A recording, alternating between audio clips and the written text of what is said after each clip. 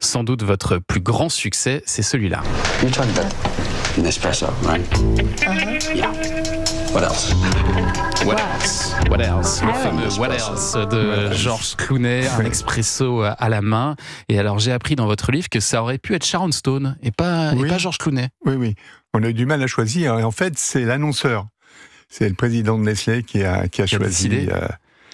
Et un panel aussi, vous avez soumis à un panel. C'est comme ça que ça se passe dans la pub. Non, c'est pas sur le panel, c'était sur les consommateurs. On a fait des panels et j'ai inventé un peu tout le marketing relationship, c'est les banques de données.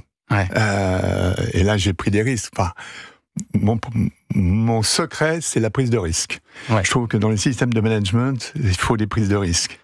Et là, j'ai des exemples étonnants, d'ailleurs, sur les prises de risque. Mais même le slogan What else, c'est Clooney qui l'a choisi parmi plusieurs propositions. Voilà. C'est ça, vous êtes arrivé Oui, avec... Il était à Los Angeles et il avait loué tout un étage. Ouais. Et il voulait avoir un seul interlocuteur.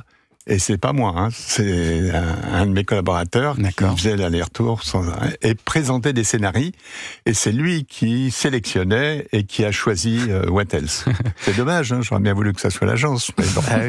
Mais ça, c'est vraiment votre marque de fabrique, Claude Touze, de mettre des stars au centre de vos pubs. Vous l'avez fait souvent et vous avez été précurseur en la matière, ça se faisait pas du tout. Et là, c'est vrai que vous avez misé sur le bon cheval parce que Georges Clooney, il est toujours aussi populaire aujourd'hui. C'est une saga qui dure depuis 20 ans maintenant.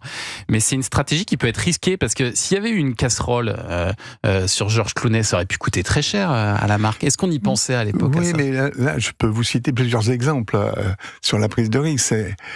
Quand j'ai fait Martini, il fallait relever Martini. Et alors j'ai été voir le contre-aussi, qui était le président. Il m'a dit, ça va mal. Alors, je sais ce que ça veut dire, hein, ça va mal. Bon, donc, et j'ai la chance, Gainsbourg